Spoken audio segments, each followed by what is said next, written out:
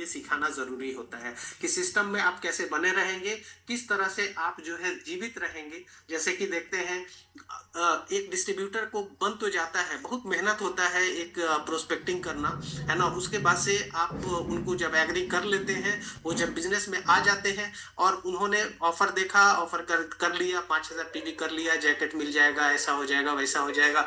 उसके बाद से चूंकि वो डिस्ट्रीब्यूटर आप बनाना चाह रहे हैं, लेकिन उनको ये तरीका नहीं सिखाएंगे कि किस तरह से वो सरवाइव करेंगे, किस तरह से डीएक्सएन के सिस्टम में बने रहेंगे, तो क्या होगा कि वो 5,000 पीवी से वो फिर 1,000 पीवी या उससे भी कम पीवी में चले आएंगे। और एक दिन ऐसा आएगा जब उनके स्टेटस के सामने ई लिखा जाएगा, एक्सपायर्ड कोड लिखा जाएगा, है ना? क्योंकि उन्होंने बिजनेस करना छोड़ दिया है। तो ये क्यों होता है? क्योंकि सिस्टम की जानकारी ही नहीं है, कैसे सिस्टम में हम लोगों को बने रहना है उसकी जानकारी नहीं है। तो पहला चीज सिस्टम में बने रहना, और दूसरा स्ट्रैटेजी होता है लगातार उभरना, यानी कि डेवलपमेंट करना, अपने आप को डेवलप करते रहना, डेवलप करते रहना, है ना? तो ये जो स्किल है, इसको दो स्टेज में बांट देना है। सफलता के लिए तीन आवश्यक चरणों को पालन करना है। कौन सा तीन आवश्यक चरण? Use share build, use share build, जिसको कि हमने कल भी बताया था कि यही तीन चीजें हैं जिसके माध्यम से आदमी जो है वो सिस्टम में बना रहता है, यूज शेयर बिल्ड के माध्यम से। जब आप यूज करते हैं, एक अच्छा कंज्यूमर कहलाते हैं। जब आप शेयर करते हैं, आप एक अच्छा डिस्ट्रीब्यूटर कहलाते हैं। और जब आप लोगों को शेयर करते हुए और अपने साथ लोगों को आप इकट्ठा करते हैं, अपने जैसा डुप्लीकेट कराते हैं और डिस्ट्रीब्यूटर को लेके आते हैं, और वो लोग भी आपके साथ काम करते हैं, यू शेयर बिल्ड वाले सिस्टम को वो लोग भी फॉलो करते हैं, तो आप क्या करते हैं? एक नेटवर्क बिल्ड करते हैं। तो ये जो तीनों पार्ट थे, तो उसमें हम लोग जब यूजर पे बात करते हैं, एक अच्छा यूजर कैसे बनना है, तो उसके लिए प्रोडक्ट का इस्तेमाल करना है। प्रोडक्ट का जो इफेक्टिवनेस है उसको हम लोग को सीखना है, और क्या क्या उसके नए तरीके हो सकते हैं उसको सीखना है, और वो तरीके जो है वो बताना है लोगों को, उसके लाभ को बताना है, बेनिफिट को बताना है ना? तो किस तरह से प्रोडक्ट यूज करना है वो सीखते रहिए, अपने अपलाइन से सीखते रहिए। कुछ जो है रेसिपी जो है अपना तैयार कीजिए, कुछ जो है इनोवेटिव ले करके आइए कि प्रोडक्ट को किस तरह से हम यूज कर सकते हैं। जैसे कि कंबुचा है, तो कंबुचा में कुछ स्पाइसी टी मिला करके कितना लोग पीता है, ठीक है? जो हमारा सुपर ग्रीन आया हुआ है उसको कंबुचा के साथ कितना लोग पीता है। कुछ इनोवेटिव लोग करता है, कितना लोग जो है टूथपेस्ट होता है, टूथपेस्ट से ब्रश करते हैं और उसके बाद से रात के टाइम में वो गार्गलिंग भी करते हैं, टूथपेस्ट को गर्म पानी में डाल करके मिक्स करके उसे गार्गलिंग भी करते हैं, माउथ फ्रेशनर की तरह यूज करते हैं। तो इस तरह से इनोवेटिव कुछ कुछ करते हुए उसके क्या इफेक्ट आ रहे हैं, उसके क्या लाभ आ रहे हैं, वो लाभ का अनुभव लेना है। और आपके प्रत्येक खरीदारी पे कंपनी प्लान के हिसाब से रिवार्ड भी मिलता रहेगा।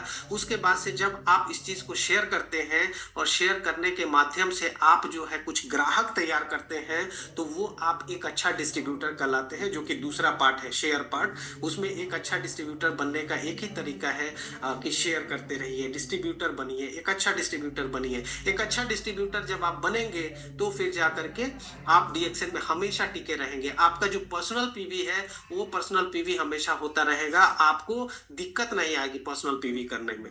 जब आप एक डिस्ट्रीब्यूटर नहीं रहेंगे और चाहेंगे क्या कि आप अपने ही पैसे से जो है वो प्रोडक्ट को यूज करें और एक सिस्टम बना ले, तो वहां पे दिक्कत आ जाएगी। तो इसीलिए अच्छा डिस्ट्रीब्यूटर बनना, कुछ लोग खरीद सकते हैं, कुछ नहीं खरीद सकते हैं, लेकिन कुछ इसे दूसरों के साथ साझा करने में जरूर इंटरेस्टेड होंगे, और यही चीज क्या करेगा? आपके नेटवर्क के निर्माण में मददगार साबित होगा। तो इसको कैसे करना है, एक अच्छा डिस्ट्रीब्यूटर कैसे बनना है? तो सीड स्टॉक रखना है, माई होम माई शॉप, इसको हमेशा बताइए अपने डिस्ट्रीब्यूटर को जो भी आ रहे हैं, तो माई होम माई शॉप जरूर करें। सीड स्टॉक अपने एक छोटी छोटी पूंजी लगाएं और उस पूंजी से काम कर शुरुआत करें। अपने घर में एक डिस्प्ले कॉर्नर बनाएं, अपने प्रोस्पेक्ट के यहाँ जाने से पहले उनकी जरूरतों को समझ लें। अगर किसी के पास प्रोस्पेक्टिंग करनी है तो सबसे पहले उनकी जरूरतों को समझना जरूरी है, वो किस समस्या में है ना? उसको समझते हुए प्रोस्पेक्टिंग करना है, उसको समझते हुए जो भी प्रोडक्ट है उस प्रोडक्ट को अपने साथ रखना है, या फिर ज्वाइनिंग फॉर्म अपने साथ रखना है जो भी प्रोस्पेक्टिंग के लिए जा रहे हैं तो। और कस्टमर प्राइस पर प्रोडक्ट सेल करें, है ना? जो कस्टमर प्राइस होता है, यानी कि रिटेलिंग करना बहुत जरूरी होता है। होता है। यदि कुछ भी नहीं बेच रहे हैं, इसका मतलब कि आप नेटवर्क मार्केटिंग व्यवसाय में कुछ भी नहीं कर रहे हैं, यानी कि आपने कोई काम ही नहीं किया, ऐसा समझ लें। तो आप अगर नहीं बेच रहे हैं तो कुछ नहीं कर रहे हैं। एकदम सिंपल, एकदम एक कोट है, वो चीज़ ज़रूर बताइए अपने डिस्ट्रीब्यूटर को जो डीएक्सएन ज्वाइन कर रहे हैं कि आपको सीड स्टॉक रखते हुए बेचना शुरू करना होगा, एक सेल करना, एक डायरेक्ट सेलर बनना होगा, और उस तरह से जो है आप एक बड़ा बिजनेसमैन आप अंततः बन जाएंगे। सिस्टम में बने रहने का जो तरीका है, एक मजबूत डिस्ट्रीब्यूटर ही होता है ना, जो कि मैंने आपको बताया। क्वालिटी कस्टमर अपने पास रखना है, कम से कम 20 क्वालिटी कस्टमर आपके बिजनेस को आसानी से संचालन करने में ये महत्वपूर्ण भूमिका देता है। ठीक है, और इस तरह से ये करना है कि समाधान पे काम करना है ना, प्रोडक्ट सेल पे काम करना नहीं होता है, समाधान पे काम करना है ना। और दूसरा चीज है कि सोने के अंडे पर विश्वास मत करें। कहने का मतलब है कि जो जितना अफोर्ड कर सकता है आप उतना ही प्रोडक्ट जो है उसको दें। ऐसा ना हो क्या कि हाँ आप जो है कस्टमर तो बना लिए हैं और उसका जो फायदा उठा करके आप जो है उस जितना अफोर्ड नहीं कर सकता है वो कर्ज में चला जाए, और इस तरह से आप जो है बड़े से बड़ा जो है आप पीवी कर लें उसके माध्यम से। तो क्या होगा, वो जो कस्टमर आपने बनाया है, जितना मेहनत आपने लगाया उस कस्टमर को ढूंढने में, वो कुछ दिन के बाद से आपसे प्रोडक्ट लेना भी बंद कर देगा और आपका कस्टमर जो है वो खत्म हो जाएगा। तो इसीलिए अपने कस्टमर को परमानेंट कस्टमर बनाने का तरीका यही है कि अच्छा रिलेशन के साथ वो जितना अफोर्ड कर सकता है उसी हिसाब से प्रोडक्ट उसको रिकमेंड करें। 2 या 3 महीने में एक प्रभावी यूजर लिस्ट तैयार कर ले और रिजेक्शन से कभी हार नहीं माने। ठीक है, हो सकता है कि कुछ लोग आपका प्रोडक्ट लेगा, कुछ लोग जो है आपका प्रोडक्ट नहीं लेगा।